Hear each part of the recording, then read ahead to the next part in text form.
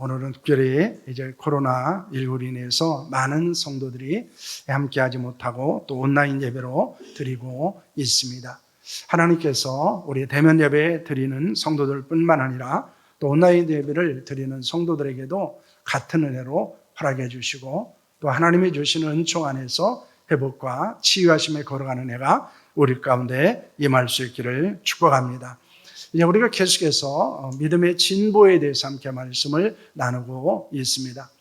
우리가 믿음에 진보하고 있는가? 혹시 믿음이 정체되고 있지 않은가? 우리의 믿음이 침체되고 우리의 믿음이 퇴보되고 있지 않은가? 라고는 것에 대해서 우리가 끊임없이 질문을 하고 믿음의 진보를 경험하고 이루기 위해서 저희들이 최선을 다해야 한다라는 것에 대해서 함께 말씀을 나누고 있습니다. 오늘은 이제 특별히 우리가 예배의 진보 그리고 말씀의 진보 그리고 오늘은 기도의 진보에 대해서 저희들이 함께 말씀을 나누려고 합니다. 그리스도인에게 있어서 기도하지 않는 것은 불신앙이며 불순종이라고 볼 수 있습니다. 왜냐하면 기도하지 않고 살아갈 수 없기 때문이고 그리고 기도하는 것은 하나님의 명령이기 때문입니다. 그러므로 내가 기도하지 않고도 살아갈 수 있고 신앙생활할 수 있고 사업도 하고 우리의 일상의 삶을 살 수 있다고 생각하는 것은 교만이라는 것입니다. 그것은 결국 불신앙의 죄악을 범하는 것이고 그리고 기도하라는 하나님의 명령에 순종하지 않는 것은 결국에는 불순종의 죄악을 범하는 것임을 우리에게 말씀하고 있습니다. 그러므로 하나님의 명령이기 때문에 기도해야 되고 우리가 기도하게 해야 살아갈 수 있기 때문에 우리는 기도해야 한다는 것입니다. 그런데 사무엘은 기도하지 않는 것에 대해서 무엇이라고 말씀하고 있습니까? 사무엘상 12장 23절 말씀은 이렇게 말합니다. 함께합니다. 나는 너희를 위하여 기도하기를 쉬는 죄를 여호와 앞에 결단코 범하지 아니하고 선하고 의로운 길을 너에게 가르칠 것인지이라고 말하고 있습니다. 사무엘은 기도하기를 쉬는 것을 뭐라고 말합니까? 죄라고 말하고 있습니다. 그렇기 때문에 기도하지 않는 것은 죄라는 것입니다. 우리는 반드시 기도해야 합니다. 하지만 어떻게 기도해야 되느냐 그리고 어떤 기도를 해야 되느냐라고 하는 것을 생각할 필요가 있다는 것입니다. 그렇기 때문에 오늘은 예수님께서 가르쳐 주신 기도를 통해서 우리가 어떤 기도를 드려야 되는가 그리고 우리가 어떻게 기도해야 되는가라는 것에 대해서 함께 말씀을 나누려고 합니다. 왜냐하면 우리의 믿음이 온전하고 그리고 우리의 기도가 온전하다는 것은 어디에 있습니까? 그것은 예수님께서 가르쳐 주신 기도를 회복하는 데 있음을 우리가 보여주고 있기 때문입니다. 우리가 더 나은 기도의 모델을 어디에서 찾을 수 있습니까? 그것은 예수님께서 우리에게 가르쳐 주신 기도에서 찾을 수 있다는 것입니다. 예수님의 진정한 제자는 예수님을 통해서 끊임없이 배우는 자로 살아가는 것입니다. 그래서 오늘 우리는 예수님께로부터 기도를 배우고 그리고 우리의 기도가 더욱더 진보되어지고 더 나은 기도를 드리고 더 온전한 기도를 드리는 자로 살아갈 수 있기를 축원합니다. 그렇다면 예수님은 제자들에게 이 기도에 대해서 무엇이라고 말씀을 하셨습니까? 오늘 우리가 읽지는 않았지만 5절에서 8절까지 말씀을 보면 이렇게 기도하지 말라라고 말씀하고 있습니다. 그리고 9절에서 13절까지 말씀을 보면 이렇게 기도하라라고 하는 것을 우리가 볼 수 있습니다. 예수는 하지 말라 그리고 하라라는 것을 통해서 이 기도에 대해서 우리에게 가르쳐 주셨다는 것입니다. 예수님께서 어떻게 기도하지 말라고 말씀을 하셨습니까? 마태복음 6장 5절 7절 말씀입니다. 그 말씀은 이렇게 되어져 있습니다. 함께합니다. 또 너희는 기도할 때 외식치 않은 자와 같이 하지 말라. 그들은 사람에게 보이려고 회당과 큰 거리 어귀에 서서 기도하기를 좋아하느니라. 내가 진실로 너에게 이르노니 그들은 자기의 상을 이미 받았느니라. 중언부언하지 말라. 그들은 말을 많이 하여 들으실 줄 생각하느니라 라고는 말씀을 하고 있습니다. 예수님께서는 이렇게 기도하지 말라라는 것에 대해서 말씀을 하시면서 두 가지를 언급하고 있습니다. 그것은 외식하는 자의 기도입니다. 이것은 사람에게 보이기 위해서 기도하는 것입니다. 왜냐하면 기도는 사람이 아니라 하나님께 하는 것이기 때문입니다. 그러면 우리가 사람이 들으라고 기도하는 것은 하나님이 원하시는 기도가 아니라는 것입니다.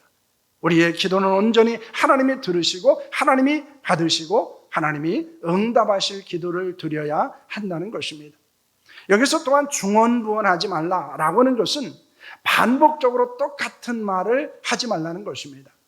왜냐하면 기도는 주문이 아니기 때문입니다. 그렇기 때문에 우리가 기도한다고 하는 것은 다른 종교에서 말하고 있는 것과 같은 주문과 같은 것이 아니라는 것입니다. 다른 종교에서는 반복되어지는 주문을 애우고 있고 그리고 그것을 통해서 자신이 믿는 신이 응답한다고 생각하고 있습니다. 그러나 예수님께서 우리에게 가르쳐 주신 기도는 무엇입니까? 사람에게 보이려는 기도, 그리고 사람이 들으라고 하는 기도가 아니고 하나님께 드리는 기도를 원하고 있습니다.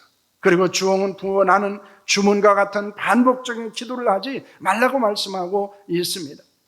예수님께서 가르쳐준 기도를 배우고 온전한 기도가 우리 가운데 있기를 소망합니다.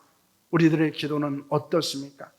혹시 외식하는 자의 기도를 드리고 있지는 않습니까? 중언부언하는 기도를 하고 있지는 않습니까? 온전히 우리의 기도가 하나님이 들으시기에 합당한 기도, 그리고 우리의 기도가 진실한 기도가 될 수 있기를 소망합니다. 그러면서 예수님은 제자들에게 어떻게 기도하라고 말씀을 하고 있습니까? 오늘 본문 9절 말씀을 보시면 이렇게 말합니다. 그러므로 너희는 이렇게 기도하라고 말씀하고 있습니다. 여러분, 기도는 해도 되고 안 해도 되는 것이 아닙니다. 기도는 반드시 해야 됩니다. 그런데 예수님의 마음에 합한 기도를 해야 한다는 것입니다. 하나님이 들으시기에 합당한 기도를 해야 된다는 것입니다. 그래서 예수님께서는 제자들에게 이렇게 기도하라고 가르쳐 주셨다는 것입니다. 그렇다면 예수님이 가르쳐 주신 기도를 통해서 우리는 어떤 교훈을 얻을 수 있습니까? 우리가 어떻게 좀 더 나은 기도를 드릴 수 있고 우리의 기도가 좀 더 성숙한 기도가 될 수 있습니까? 첫째는 기도의 대상입니다. 여러분, 기도의 대상은 누구입니까? 마태복음 6장 9절 말씀입니다. 그러므로 너희는 이렇게 기도하라. 거기 뒤에 읽겠습니다. 하늘에 계신 우리 아버지여, 이름이 거룩히 여김을 받으시오며 라고는 말씀을 하고 있습니다. 예수님의 기도의 대상을 가르쳐 주시는데 그분은 하늘에 계신 우리 아버지다, 이렇게 말씀하고 있습니다. 우리의 기도를 들으시는 분, 우리의 기도를 응답하시는 분은 어떤 분이십니까? 그것은 아버지 하나님이라는 것입니다. 요한복음 16장 23절 말씀을 보시길 바랍니다. 함께합니다. 그날에 너희가 아무것도 내게 묻지 아니하리라. 내가 진실로 진실로 너에게 이르노니 너희가 무엇이든지 아버지께 구하는 것을 내 이름으로 주시리라. 아멘이라고 말씀하고 있습니다. 여러분, 예수님께서 가르쳐 주신 기도의 대상은 누구입니까? 기도는 아버지 하나님께 예수 그리스도의 이름으로 하는 것입니다. 하나님께서 기도를 들으시고 응답하시는 것은 우리의 아버지가 되기 때문입니다. 또한 우리가 하나님 앞에 기도할 수 있는 것은 우리가 하나님의 자녀이기 때문입니다. 그러므로 기도는 하나님의 자녀들에게 주어지는 특권이요, 또한 하나님이 자녀들을 축복하시는 하나님의 방법임을 우리는 기억해야 합니다. 하나님 앞에서 진실한 기도를 하는 분들은 순수한 어린아이와 같습니다. 정말 하나님을 의지하고 하나님만을 바라보고 기도합니다. 우리도 어린아이와 같은 순수한 마음을 갖고 아버지 하나님을 찾고 부르짖는 자의 기도를 드릴 수 있기를 소망합니다. 그래서 우리의 기도를 들으시는 분, 그리고 우리가 기도하는 분은 반드시 아버지 하나님이라는 것을 기억해야 합니다. 둘째는 기도의 목적입니다. 오늘 9절 말씀을 보시면 이렇게 말씀하고 있습니다. 첫째는 하나님의 영광이라는 것입니다. 그래서 본문은 우리에게 이렇게 말씀하고 있습니다. 그러므로 너희는 이렇게 기도하라. 하늘에 계신 우리 아버지여, 이름이 거룩히 여김을 받으시오며, 이렇게 말하고 있습니다. 여러분, 십계명의 셋째 계명은 이렇게 되어져 있습니다. 너는 내 하나님 여호와의 이름을 망령되게 부르지 말라. 여호와는 그의 이름을 망령되게 부르는 자를 죄 없다 하지 아니하리라 라고는 말씀을 하고 있습니다. 하나님의 이름을 망령되이 일컫지 말라는 것은 하나님의 이름을 더럽히지 말라는 것입니다. 바로 그것이 하나님의 이름이 거룩히 여김을 받으시오며 라고 하는 것입니다. 하나님의 이름을 망령되이 일컫지 말라는 것에 대해서 적극적인 행동을 요구하는 것이 무엇입니까? 하나님의 영광을 드러내라는 것입니다. 하나님을 높이는 자로 살라는 것입니다. 기도는 우리의 자신의 영광을 위한 것이 아닙니다. 하나님의 영광을 위한 것입니다. 하나님의 영광이 기도의 궁극적인 목적이라는 것입니다. 그래서 우리가 기도하는 데 있어서 더 나은 기도, 우리의 기도가 좀 더 성숙한 기도는 무엇에 궁극적인 목적을 두고 있습니까? 하나님의 영광에 있다는 것입니다. 하나님의 영광을 드러내는 기도를 하는 자가 하나님의 영광을 드러내는 자로 살아갈 수 있는 줄로 믿으시기를 바랍니다. 둘째로 하나님의 나라와 뜻입니다. 이 기도의 목적은 첫째는 하나님의 영광이요, 둘째는 하나님의 나라와 뜻에 있습니다. 여러분 10절 말씀을 보시겠습니다. 10절 말씀 함께 합니다. 나라가 임하오시며 뜻이 하늘에서 이루어진 것 같이 땅에서도 이루어지이다 라고 하는 말씀을 하고 있습니다. 여기서 나라는 하나님의 나라 천국을 말하고 있습니다. 우리는 하나님의 나라가 이 땅에 임하기를 위해서 기도해야 합니다. 하나님의 나라는 장소적인 개념만 아니라 통치적인 개념을 갖고 있습니다. 하나님의 지배와 다스림을 받는 나라가 하나님의 나라입니다. 그러므로 우리는 우리의 심령 가운데 하나님의 나라, 하나님의 지배와 하나님의 통치하심이 있기를 위해서 기도해야 합니다. 왜냐하면 우리는 하나님이 왕으로 섬기는 자고 우리는 하나님의 백성이기 때문입니다. 하나님의 다스림에 복종할 수 있기를 위해서 기도해야 됩니다. 왜냐하면 우리가 우리 자신이 하나님의 뜻에 복종하고 하나님의 말씀에 복종한다는 것은 쉽지 않습니다. 기도함으로 날마다 우리 자신을 쳐서 복종시키지 않는다면 우리는 하나님의 말씀에 순종하는 자로, 그리고 우리가 하나님의 뜻에 복종한 자로 살아갈 수 없다는 것입니다. 여러분, 인간의 비극은 어디에 있습니까? 하나님의 뜻이 아니라 자기의 소견에 옳은 대로 행하는 데 있다는 것입니다. 예수님은 하나님의 뜻이 하늘에서 이루어진 것처럼 이 땅에도 이루어지기를 원하셨습니다. 기도의 목적은 무엇입니까? 하나님의 뜻을 발견하는 데 있는 것입니다. 하나님의 뜻을 이 땅에 이루는 데 있는 것입니다. 우리가 하나님의 뜻을 알고 이루지 못하는 것은 무엇 때문입니까? 왜 우리가 하나님의 뜻을 알지 못할까요? 그것은 기도하지 않기 때문입니다. 기도해야 하나님의 뜻을 알 수 있습니다. 우리가 그 뜻을 이 땅에 이루는 삶을 살아가는 것도 기도에 있습니다. 우리가 이 땅에서 하나님의 말씀에 복종하고 하나님의 뜻에 철저하게 순종하는 삶을 살아가기 위해서 요구되어지는 것은 바로 기도에 있다는 것입니다. 우리의 인간적인 생각과 계획이 아니라 하나님의 뜻과 나라를 이루기 위해서 기도할 수 있기를 축원합니다. 예수님께서 가르쳐 주신 기도는 철저하게 하나님 중심이었습니다. 우리의 기도의 초점과 목적도 어디에 두어야 합니까? 하나님의 영광에 있어야 합니다. 하나님의 나라에 있어야 합니다. 그리고 하나님의 뜻에 있어야 합니다.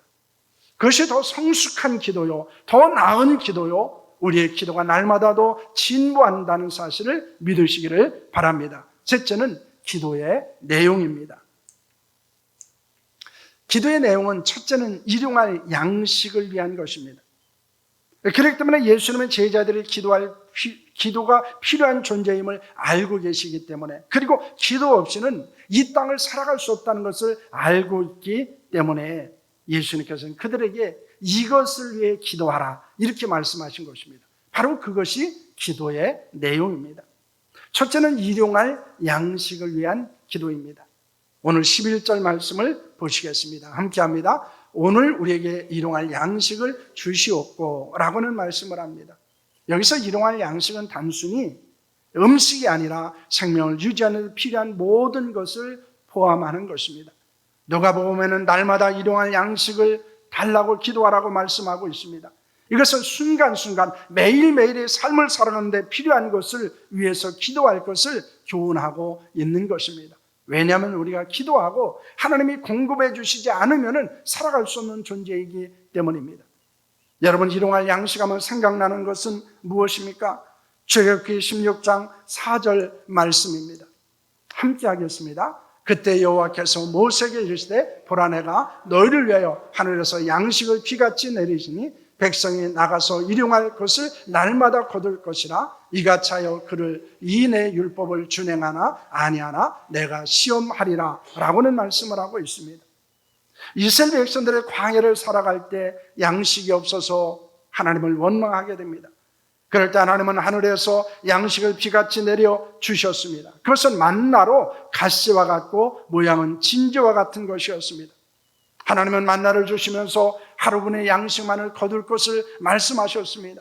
마냥 안식일을 위한 것이 아니라 평일에 더 많은 것을 거두게 되면 모두 썩어서 먹을 수 없다고 말씀하셨습니다. 그들에게 필요한 것은 일용할 양식을 구하는 것이었습니다. 여러분, 일용할 양식을 위해서 기도하라는 것은 어떤 의미를 갖고 있습니까? 이스라엘 백성들의 믿음과 순종을 시험하신 것입니다. 하나님의 말씀을 믿고 순종하지 않는 백성들은 더 많은 것을 거두었습니다. 이틀치 사흘치를 거두었습니다. 하지만 모두 썩어서 먹지 못하게 되었습니다. 우리는 하나님께서 날마다 일용할 양식을 주신다는 것을 믿어야 합니다. 그러면 더 많은 것을 탐하는 유혹을 이길 수 있습니다. 하나님이 주신 것에 자족할 수 있습니다. 감사할 수 있습니다. 하나님은 날마다 우리의 일용할 양식을 주시는 분이십니다. 오늘 살게 하신 하나님은 내일도 살게 하신다는 것입니다. 그러므로 하루하루의 삶을 자족하며 감사하는 자로 살아야 한다는 것입니다. 여러분, 기도하고 하늘의 문을 열고 일용할 양식을 주시는 하나님의 은혜와 역사를 경험할 수 있기를 축원합니다. 오늘 하루의 삶을 위해서 기도하시고 내일 하나님께서 또 다른 삶의 복을 주신다고 하는 것을 믿음으로 바라보는 삶을 살아갈 수 있기를 소망합니다. 그래서 우리는 하루하루를 하나님의 은혜 안에서 살아가고 하나님이 주시는 은총 안에서 하나님이 주시는 것을 가지고 살아가기 위해서 기도해야 한다는 것입니다. 그것이 하나님이 우리에게 믿음과 순종을 시험하시는 것입니다. 여러분, 예수님께 두 랩돈을 드렸던 그 여인이 예수님께 칭찬을 받은 것은 무엇 때문이었습니까? 그것은 생활비의 전부를 드렸다라고 성경은 말씀합니다. 그것은 내일의 삶을 하나님 앞에 맡겼다는 의미를 갖고 있습니다. 그러므로 우리는 이 일용할 양식을 위해서 기도하며 내일의 삶을 인도하신 하나님, 그리고 우리의 삶을 순간순간마다 인도하시고 이끄시고 그리고 채워주시고 그리고 공급해 주시는 하나님의 은혜를 간구할 수 있기를 소망합니다. 그래서 우리의 기도의 내용은 뭡니까? 우리가 하루하루의 삶을 살아갈 수 있는 것을 위해서 기도하라는 것입니다. 둘째는 제 용서입니다. 12절 말씀은 이렇게 우리에게 말씀하고 있습니다. 함께 합니다. 우리가 우리에게 죄 지은 자를 사하여 준 것 같이 우리의 죄를 사하여 주시옵고 라고 말씀합니다. 여러분, 죄에 대한 기도를 두 가지 의미를 우리에게 주고 있습니다. 우리에게 죄 지은 사람을 용서할 수 있기를 위해서 기도하라는 것입니다. 인간의 생각과 감정으로는 사실 그런 사람들을 용서하기가 어렵습니다. 그러므로 용서할 수 있는 마음과 힘을 달라고 기도하라는 것입니다. 마태복음 5장 44절 말씀을 보시길 바랍니다. 함께 합니다. 나는 너에게 이르노니 너희 원수를 사랑하며 너희를 박해하는 자를 위하여 기도하라 라고 말씀합니다. 왜 예수님께서 원수를 사랑하라고 말씀하시면서 너희를 박해하는 자들을 위해서 기도하라고 말씀합니다? 여기서 원수는 우리를 박해하는 사람을 말합니다. 우리를 핍박하는 사람, 우리에게 상처를 준 사람, 우리를 고통스럽게 하는 사람을 말하고 있습니다. 그들을 위해서 기도하라고 합니다. 왜냐하면 우리가 기도해야 그들을 사랑할 수 있기 때문입니다. 여러분, 우리가 기도하면 사랑할 수 있고 사랑하면 용서할 수 있기 때문입니다. 여러분을 힘들게 하고 고통스럽게 하는 분들이 있습니까? 여러분, 그들을 축복하기를 바랍니다. 그리고 그들을 위해서 기도할 수 있기를 바랍니다. 그러면 그들을 사랑할 수 있습니다. 용서할 수 있습니다. 십자가의 사랑으로 용서의 삶을 살아갈 수 있는 줄로 믿으시기를 바랍니다. 그러므로 나를 가장 고통스럽게 하는 사람을 위해서 가장 많이 기도해야 한다는 것입니다. 또한 우리가 죄를 용서해 줄 것을 기도해야 한다는 것입니다. 이사야서 59장 2절 말씀입니다. 함께 합니다. 오직 너희 죄악에 너희와 너희 하나님 사이를 갈라놓았고 너희 죄가 그의 얼굴을 가리워서 너희에게서 듣지 않으시게 함이니라 라는 말씀을 하고 있습니다. 하나님과 우리 사이를 갈라놓는 것은 죄입니다. 하나님께서 우리의 기도를 듣지 않는 것은 죄악 때문입니다. 회개 기도가 있을 때 하나님의 관계가 회복됩니다. 그리고 우리의 기도가 하나님 앞에 상달되어지고 하나님이 우리의 기도에 응답해 주십니다. 여러분, 용서와 회개를 위한 기도가 더 나은 기도입니다. 그리고 그것이 성숙한 기도입니다. 그리고 그것이 우리의 기도의 진보를 경험하는 것입니다. 우리에게 죄를 범한 사람을 용서할 수 있기를 위해서 기도하시기를 바랍니다. 그리고 우리가 범한 죄악을 하나님 앞에 용서받기를 위해서 기도하기를 바랍니다. 우리 자신의 죄를 발견하고 회개의 기도의 자리에 나아갈 수 있기를 소망합니다. 바로 이것이 우리의 기도의 내용 속에 있어야 된다는 것입니다. 그래서 우리가 우리에게 죄 지은 사람을 용서해주고 그리고 우리의 죄를 용서해달라고 기도하는 것이 예수님이 가르쳐 주신 기도의 내용입니다. 셋째로는 시험입니다. 13절 말씀입니다. 함께합니다. 우리를 시험에 들게 하지 마시옵고 다만 악에서 구하옵소서라고 말씀합니다. 예수님은 제자를 향해서 시험에 들지 않게 되기를 위해서 기도하라고 말씀합니다. 시험이라고 하는 것은 헬라어로 페이라나스모스라고 하는 것입니다. 유혹이라는 의미를 갖고 있습니다. 인간은 유혹에 매우 연약한 존재입니다. 아담도 악한 마귀의 유혹을 받아서 하나님의 말씀을 불순종하고 선악을 알게 하는 나무의 실과를 따먹었습니다. 다윗도 옥상을 거닐다가 목욕하는 여인을 보고 유혹을 받아 간음의 죄를 범하게 됩니다. 많은 사람들이 인간적인 의지와 결단으로 유혹을 이길 수 있다고 생각합니다. 죄를 짓지 않을 수 있다고 생각합니다. 하지만 그것은 착각이며 교만이라는 것입니다. 성경에 나타난 많은 사람들, 역사 가운데 있는 많은 사람들, 그리고 우리 주변에 있는 많은 사람들이 인간적인 결단이나 각오를 통해서 그들의 죄를 이길 수 있었습니까? 그들의 시험을 이길 수 없었습니다. 그들의 육체의 유혹을 극복할 수 없었다는 것입니다. 그러므로 인간의 결단이나 결심으로는 유혹을 이길 수도, 유혹에 빠지지 않을 수도 없다는 것을 말씀합니다. 그러므로 예수께서 무엇을 말씀합니까? 시험, 즉 악한 유혹에 들지 않기를 위해서 기도하라고 말씀하십니다. 예수는 유혹으로 인해서 열매를 못한다고 말씀하십니다. 바울은 옛사람과 유혹의 욕심을 따라 살아간다고 말합니다. 베드로는 육체의 정욕의 유혹으로 죄를 범하게 된다고 말하고 있습니다. 우리는 악한 마귀와 육체의 정욕과 재물의 탐심으로 인한 유혹에 빠지지 않기를 위해서 기도해야 합니다. 시험에 빠져 악을 행하지 않고 시험을 이길 수 있기를 위해서 기도해야 합니다. 악이 아니라 선을 행할 수 있기를 위해서 기도해야 합니다. 기도하는 자가 시험에 빠지지 않을 수 있습니다. 선을 행할 수 있습니다. 악을 이길 수 있다는 것을 믿으시기를 바랍니다. 우리가 기도의 진보를 위해서 마지막으로 주목해야 되는 것은 무엇입니까? 13절 하반절 말씀을 보면 이렇게 말씀하고 있습니다. 나라와 권세와 영광이 아버지께 영원히 있사옵나이다. 아멘이라고 말합니다. 모든 나라와 권세와 영광은 아버지 하나님께 영원히 있다는 것입니다. 하나님의 최대 관심은 영원한 나라와 하나님의 나라에 있습니다. 그 나라를 이루는 권세에 있습니다. 그 나라를 통해 받을 영광에 있다는 것입니다. 그러므로 하나님 아버지께 영원히 있는 나라와 권세와 영광을 위해서 우리는 기도해야 됩니다.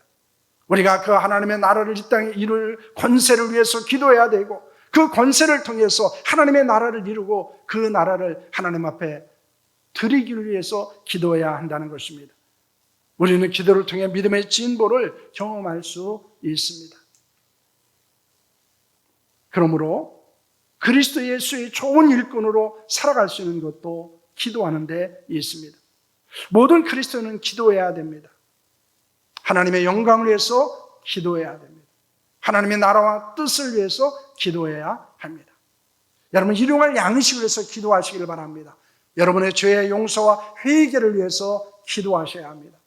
여러분의 시험에 빠지지 말고 선을 행하기를 위해서도 기도하셔야 합니다. 나라와 권세와 영광을 위해서도 기도하셔야 합니다. 왜냐하면 기도해야 우리가 하나님의 뜻을 알 수 있고 하나님의 뜻을 감당할 수 있고 하나님의 뜻을 통해서 하나님의 나라를 세우는 자로 살아갈 수 있기 때문입니다. 우리는 예수께서 우리에게 가르쳐 주신 기도를 잘 배우는 자들이 되어야 합니다. 왜냐하면 예수님의 기도를 잘 배워야 우리의 기도가 점점 더 나아질 수 있기 때문입니다. 그래서 우리가 예수님의 기도를 배우고 예수께서 가르쳐 주신 기도를 했을 때 우리는 기도의 진보를 이룰 수 있고 더 나은 기도를 드릴 수 있고 더 온전한 기도를 드릴 수 있고 더 합당한 기도를 드릴 수 있습니다. 그리고 그 기도에 응답하시는 하나님의 놀라운 은혜와 역사를 경험할 수 있는 줄로 믿으시기를 바랍니다. 우리의 기도가 진보된다는 것, 우리의 기도가 더욱더 온전해지고 성숙해진다고 하는 것은 우리가 더욱더 하나님과 친밀한 관계를 이루게 된다는 것이고 우리가 하나님의 놀라운 능력을 더 힘있게 된다는 것을 우리에게 말씀하고 있습니다. 그러므로 우리의 기도가 더 남은 기도, 더 온전한 기도, 더 합당한 기도, 더 성숙한 기도가 될 수 있기를 축원합니다. 기도하겠습니다.